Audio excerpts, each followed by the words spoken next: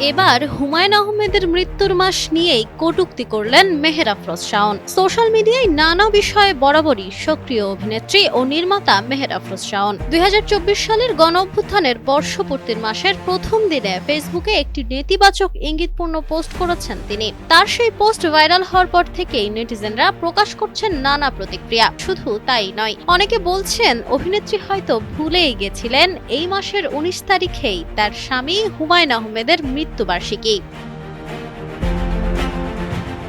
এদিকে এই বিতর্কের মধ্যেই সামনে এলো অভিনেত্রীর আর এক ফেসবুক পোস্ট, যেখানে তিনি 24-এর গণ অভ্যুত্থানের সময় ধারণ করা গণভবনের একটি ভিডিও শেয়ার করেছেন। বৃহস্পতিবার শাওন ভিডিওটি শেয়ার করে লেখেন, 78 বছর বয়স্ক মহিলার অন্তর্বাস উঁচিয়ে দাঁত কেলিয়ে উল্লাস করা কিংবা দেয়ালে গ্রাফিতির নামে সরাসরি হাসিনা লেখা দেখে যাদের মুচকি হাসি পেয়েছিল, আজকে একটি ইংরেজি মাস লেখাতে তাদের শালীনতায় খুব লাগছে। আহারে ভণ্ড সুশীলগুলো। এর আগে গতকাল বুধবার ফেসবুকে তিনি বহুল আলোচিত হ্যাশট্যাগ জুলাই নিয়ে নিজের পর্যবেক্ষণ তুলে ধরেন, যা প্রকাশের পর থেকেই সামাজিক যোগাযোগ মাধ্যমে ব্যাপক আলোচনা শুরু হয়েছে।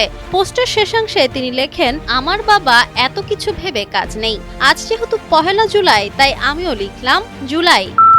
পোস্টটি প্রকাশের পর দ্রুত ভাইরাল হলে নেটিজেনদের মধ্যে মিশ্র প্রতিক্রিয়া দেখা গেছে। কেউ এটিকে ব্যঙ্গাত্মক মন্তব্য হিসেবে দেখছেন, কেউ বলছেন জুলাই তো হুমায়ুনের মৃত্যুবার্ষিকী, তবে কি অভিনেত্রী রাজনীতি করতে গিয়ে স্বামীর মৃত্যুর মাসকেই ছোট করলেন। আবার কেউ পোস্টটির সমালোচনা করেছেন, তবে এ বিষয়ে শাওন পরবর্তীতে আর কোনো ব্যাখ্যা বা মন্তব্য দেননি। Nafisa Nual, Times today.